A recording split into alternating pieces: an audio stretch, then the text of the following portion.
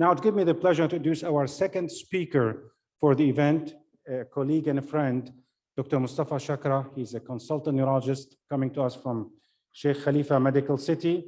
Dr. Shakra did part of his training in Syria, then followed by another training in UK. He has published in the field of neurology several areas, including MS, headaches, you name it. Dr. Shakra will be tackling a very important question for all of us. Is the migraine treatment dependent on the use of the quality of life based on the use of anti-CGRP, or the other mechanisms that are very important to look at the quality of life in patients with migraine? So is it the reduction of migraine headache days, or the other parameters are important in improving the quality of life in patients with migraine? So the floor is yours. Thank you, Dr. Saadi, for your kind introduction. Okay. So I'm talking today about a different topic. Probably we did not, it was not presented before. The concept that we used to receive in lectures is related to days reduced after starting monoclonal antibodies. Now there is a new concept that impact of migraine is not only related to days, to other parameters. So we'll look in this 20 minutes now about these parameters.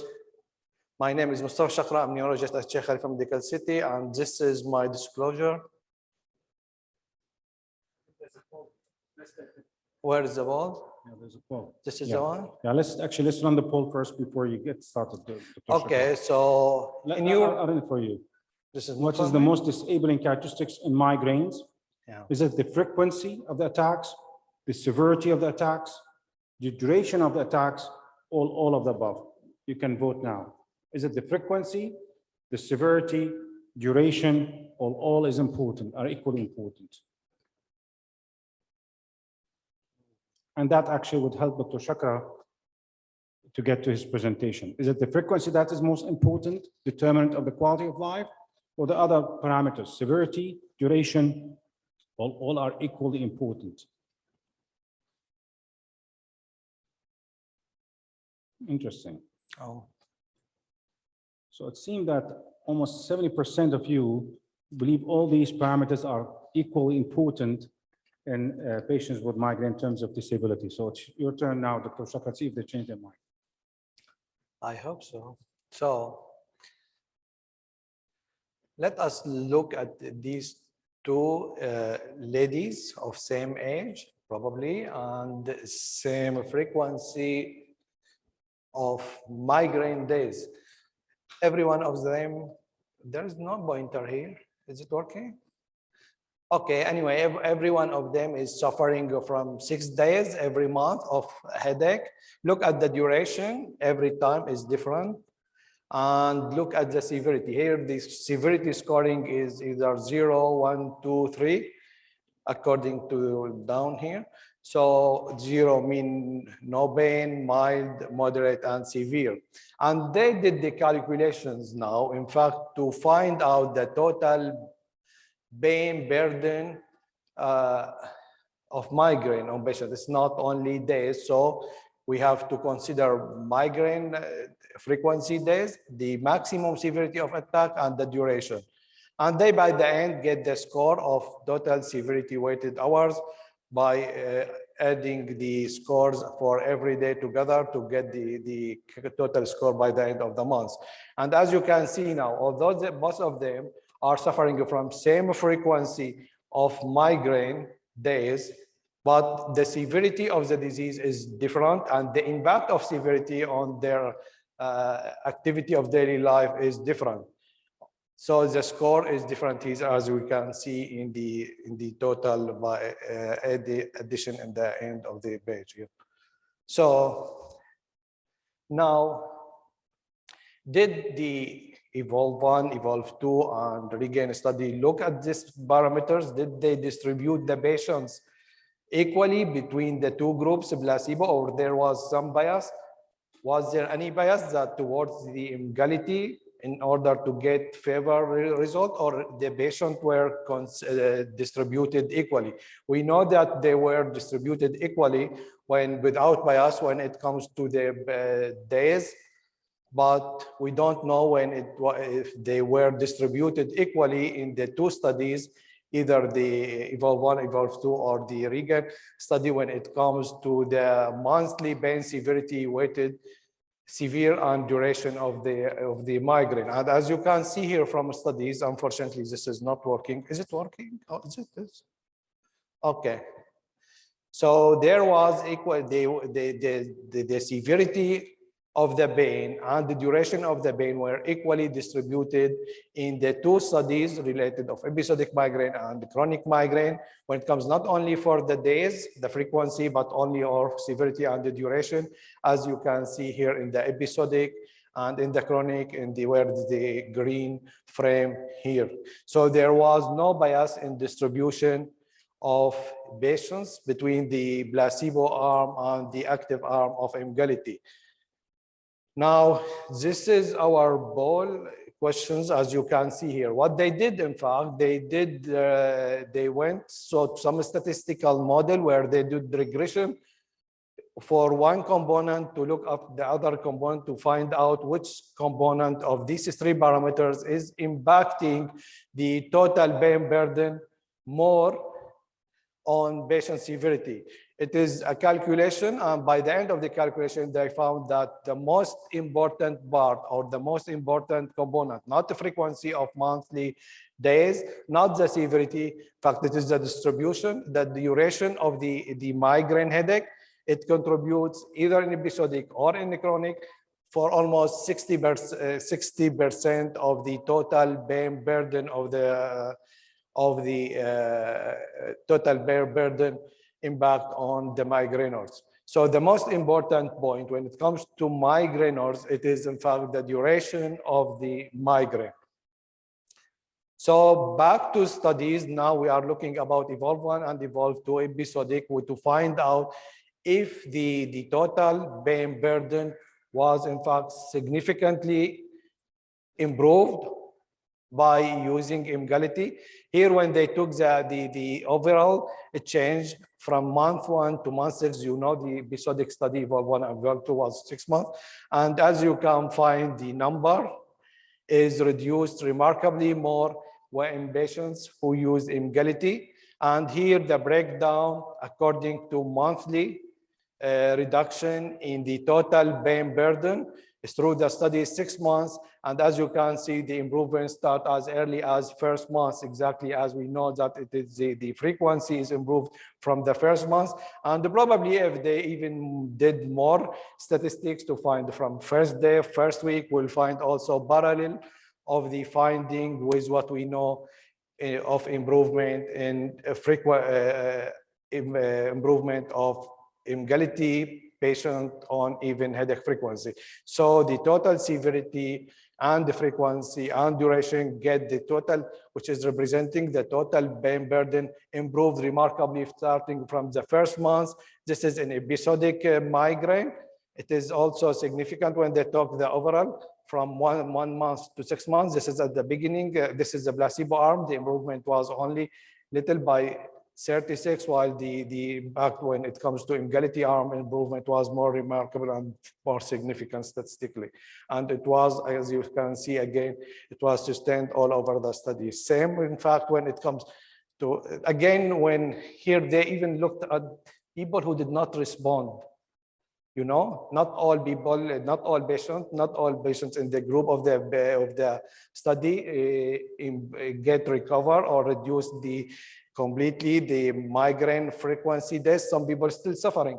And what they found that even when there is migraine, now the duration of migraine in patients who are receiving Emgality was less by at least 40 minutes less than placebo. And it was the same was replicated even in same Regan study. It was 3 months again, significant reduction of the total pain burden throughout the study. And again, whenever they get the breakdown of the outcome of every month, again, it is very prominent from the first month after starting Emgality. Again, the people who still suffering from migraine, although they are on Emgality, their migraine duration is less at least by 40 minutes. And now the breakdown of improvement according to episodic and the chronic, according to every parameters. And as you can see, always it was significantly in favor of Emgality, related to number of migraine days, related to hours per migraine, and related to severity, regardless of it is episodic and if it is chronic. And again, there is always at least 40 minutes less in people who still suffering from migraine, although they are getting the medication. So the duration is less among people who still, or remaining people who are still suffering from migraine. The other concept, as you know, probably any one of you who's dealing with patients who are migraineurs, which are, I think, huge probably percentage of patients in everyday clinic, he knows that migraine is impacting negatively the life of the patients, not only during the attack, but even in between. Patients leave the fear and anxiety that they are going to suffer from any attack. Therefore, they are avoiding any engagement either on family life, professional life, social life. So they have this anxiety and they try to avoid any probably event or contribute to any event because they don't want to start suffering during the event, or you expect they will get some migraine. So the migraine interictal burden scale was developed, in fact, to get the measurement, the impact of migraine interictally, not during the migraine, but during between the two attacks of migraine. It has 4 inputs, as you can see. One of them is related to school, work, leisure time, and their life, and then if they feel like helpless because of they expecting that migraine is bending. So scoring system is, if the answer is no or don't know, it is 0. If it's rarely 1, if sometimes is again, or much of the months it get different score, 2 or 3, and the total result will be the maximum is between 0 the minimum and 12 the maximum impact. So again, the studies, we know about the studies also looked about this part, and they use the score, which is was presented earlier by speaker Dr. Shem, Conquer study. I'm not going to repeat, but anyway, you can find now that when you use the MIBS score system, and find that even patients who are getting Emgality are experiencing better interictal period between 2 attacks. They have less anxiety, they have less fear, they are more engaged in their life actively. Okay, as you can see, again, it started from the first month, and it is improving over the study here, the 3 months. In this study, again, here it is an episodic migraine and in chronic migraine. Regardless, the improvement is significant, regardless if in the group of patients who are receiving Emgality. So their engagement between the 2 attacks of migraine is improving remarkably, and MIBS score 4 is reduced significantly in comparison with the placebo arm. And here again in 2 studies, and here you can find the breakdown according to months 1, 2, and 3. Now, this is an example, I think, from my practice. I believe majority of you guys having the same probably patient in your clinic, and we know about multiple success stories and happy stories related to using monoclonal antibodies. And I find this is very representative to the topic that I discussed before. Although that mainly our documentation when patients come to our clinic is related to days of migraine, reduced or not reduced. But on some occasion during discussion, you know further about their life. So this is a lady, 41-year-old lady currently. She is Jordanian Emirati lady. She is biology teacher, married and having 4 kids. She did not have any other comorbidity. She is slightly overweight. She has strong family history of migraine in mother, sisters, and her son. And her history of migraine came back to teenage when she used to suffer from migraine about once to twice every month. And the duration usually several hours and usually respond to some simple analgesics like ibuprofen or acetaminophen, and mainly related to study, to menses, sleep disturbances, lice, whatever. It's the usual, very typical classic condition. Now in 2005, she graduated, she's working now and she's married. And from early days after being married, start getting suffering from, and working starts getting suffering from more frequent attacks of migraine. It becomes like 1 to 2 per week. The duration becomes more, even up to probably a few days. And severity is higher. Like if you go for analog scoring, you'll find it is about 8/10. And for the first time, she started getting very severe vomiting during the attacks. So at that time, I did not see her till this moment. And she was initiated by a colleague in private on propranolol and Zomig. She did not improve a lot. Now, when she's telling about her history, you will find her honeymoon was terrible. She had to visit multiple hospitals during the honeymoon. In her job as a biology teacher, she started getting a lot of sick, and her colleagues started nominating her as sick leaver, missing many activities, at all probably levels, family, professional, whatever. She has a fear always.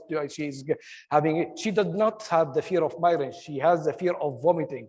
Vomiting for her was terrible, and for her was shame, especially during being teaching her student in high school. Frequent attacks, even during pregnancy. She told me she was prescribed 100 mg amitriptyline. She used to get amitriptyline as early as from probably 2nd or 3rd month of pregnancy. She has a lot of ER visits, especially whenever she is in vacation with her family outside. They stopped going outside the country in 2015. I think I started to see her in 2015 or 2016. So she was on propranolol when I saw her for the first time, 40 mg BID. No improvement. When we add for her topiramate, she improved. She improved remarkably. I think you can consider like it becomes once a week, that's good. But again, she becomes dumb. She is biology teacher, and she thinks that at some time she is arrested. She is not active. She has to recall the words. She has to recall numbers. She has to recall the name. So she stopped it by herself. Again, we added amitriptyline. We added at that time, 2016, again, increased the dose, no benefit. She went again to a colleague in another government hospital and received botulinum toxin, couple of sessions. She suffered from pain for 1 week or 2 weeks after the botulinum. She did not take it. She did not improve at all. She stopped it. She disappeared. She showed up again in our clinic in 2019 in June and told me that her sister is receiving Emgality from this guy, and she improved. So we started her on Emgality, and we bought it from him also, because at that time it was not available in our clinic. So in July, she came at least 30% improvement in her headache. So instead of twice weekly, we get like probably 2 or 3 attacks less, or 4 attacks during the month. In January 2020, she is having 1 to 2 attacks per month, and the duration is not more than several hours, and she doesn't have any more vomiting at all. And she is using simple analgesic. Usually she is using migraine Panadol. Now she is more active, she is more engaged, still having some fear. In 2020, for the first time, she left to Bosnia, Macedonia, multiple countries by even car with her husband and family, and she did not get any troubles at all. And even she did not get any vomiting or any visit for any hospital. In 2020, returned to teach. By the way, she was at some point became librarian because of vomiting results, so they put her outside the teaching. Now again, she started teaching again online. In 2020, in last visit, she is teaching physically in her school. I think now in December, she suffered from 1 or 2 attacks every month or 2, and hardly she's using any even analgesics except for Benadryl. So as you can see now, considering the parameters we talked already about them, and taking into consideration, this is very good, I think, example from our experience. I think many of you, if you go and dig in your patients, you'll find multiple examples like this. So Emgality impacted this life of this patient and the quality of life positively. It gave her more confidence. Now she is more happy to be engaged in social life, in family life, in professional activities. She doesn't have any more fear. And again, she returned to her work. In 2016, she was stepped down to be a librarian, and now she's again a biology teacher. She did very well. And I think by this is my last slide. Thank you very much for your attention. Good on time. Thank you, Dr. Shakra. Do you have any question for Dr. Shakra from the audience or online? I don't know if there's any questions. Any questions? There is one question. Hello. Yeah. Thank you so much for the wonderful presentation, sir. So this question is regarding, okay, similar patients, even I'm this one giving Emgality for the since the time it has been introduced here in UAE. So the first question is, so now we recommend like once a month dosaging for the first 1 year, and then subsequently we need to review based on the duration and frequency of headaches. If the patient is getting better with the headache, so give the injection like once in 2 months or 3 months, and then come down and then eventually stop? Or what is your take? Like, what is the longest duration they have followed up with these kind of patients? Is there a stopping stage for these kind of patients, or what is the recommended duration of therapy?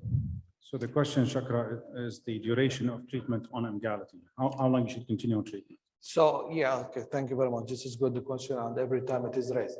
Initially, the regulatory authorities, if you remember in 2019, 2018, American Headache Society, European, they suggest to give this medication up to 6 to 12 months. But currently, after especially the safety result of prolonged or long-term studies, and still the patient is improving and getting good improvement with medication, we continue this medication. Usually, personally, I stop the medication after 4 or 5 months after get very good improvement, once or twice by month, and this is good response. I try to stop. If there is, they continue with good improvement, I continue follow-up. If they return of the headache, I continue the medication, monoclonal antibodies. So at this moment, there is no limit, and you have already a good evidence that this medication are safe for long term. Okay. The issue is related, in fact, to resources and to the authorities and the regulation and the insurance. It's different, but from medical point of view, these medications are safe for long term, are effective for long term, and even effectiveness during the long term follow-up is improving. So yeah. So the second question, sir. So first month for one of my patients, I started like 240 mg of Emgality for the first month, and she showed like tremendous improvement on nearly about 90% of her headaches come down. So the protocol per se, the next month I just gave her only 1 injection, and subsequently after end of 2 months, she came back with severe headaches. Now this time around, I thought maybe she requires double her dosage. So I put her on the double dosaging thing, and she actually responded. So what is your take on this? So the question is, there's a patient of in his practice that responded after the first double dose of Emgality according to the protocol. Second month, she tried on single dose. Then she came back again with recurrent headaches. He doubled the dose, responded. So what is your take on this? I think the label is clear. You give loading dose first time, you continue on 1 dose, 120 every month. Now, if she doesn't respond, only on 240, this is off-label use. I think who will pay for this? Yeah, 240 every time. I think at this time, if this is yani steady, and even for the third visit it is the same, then it's better to move to other medications, okay? Because this is again an off-label practice. You are not supported, not by evidence, not by even the label from the company. So I don't know who will pay for you for every month 240 mg for Emgality. Anyway, Do you get any? You will get declined. Nobody will pay for this medication. It is off-label practice. I think. I don't know if there is anybody. No, that is like a practice thing. That is the payment part. That is a second part of the thing. But coming to the first regarding the patient per se, responded for double dosaging. The next month she didn't respond so well for a single dosaging. How do you actually go about with this therapeutic part? Coming to the insurance part, maybe we could discuss it also. So coming to the explanation, why did this patient not respond to a single dosaging when she responds only for a double dosaging? Is there any particular reason in this research, or? I think from pharmacological point of view, I know if Dr. Shem showed the level, the therapeutic level. Whenever you push for the 240 first time and then every month 120, the therapeutic level is steady. Okay, there is no fluctuation up and down every month. It is steady. So it cannot be explained from pharmacology point of view. I think you have easy to consider her not responder. You have to move. You have already two alternatives available in the market. I doubt it. No, Dr. Hashiri, right? Did you encounter such a case? I don't think you can consider this patient as a non-responder. Non-responder, I believe you have to move. You have to. This part could be of migraine history. You have to look at other variables before you decide this patient is not responding. You have to optimize their quality of life, looking at other migraine triggers, address all these triggers before you would consider as a failure. I just have a comment on because you cannot call them failure till, and even the study showed that you can go up to 6 months with those people and you will have responder. In the trial, they did people who are in 240. You need only this for the uploading. When they continued with 240 and 120, but that's not shown. The 240, they don't do better more than 120 if you just keep continuing give it. You need only this for loading the patient. That's it. If you just keep 240, that's not, this doesn't add any benefit. It's off-label indication anyway. No, I'm not saying you, because when they did the trial, some of the group, they did 240 and 120. 240, even after the fail, they did There's no difference. Yes. There's no statistical difference between the two arms of treatment between 240 That's not what after I'm 1 saying. month. Exactly. So Right. there is no need to just keep pushing the dose, but you cannot call it failure till at least 3, and some people even they go for 6 months. Absolutely. Dr. Deep, final comment. Two short comments. I agree. You cannot call it a failure after 1 or 2 months. Migraine is a lifelong problem. You need to wait 6 months and optimize acute therapy. However, it is not strange that she may have responded to double dose Emgality. We know that people right now in the US on erenumab, on galcanezumab, who are using the small molecule CGRPs for acute attacks do respond despite being on preventive therapy. So maybe she is one of those rare patients who requires a higher level of CGRP suppression than the average patient. And if she's willing to pay for it, then take it. Well, the story of CGRPs are evolving, and we're learning as we move on with this with these molecules. I think some years later, we'll probably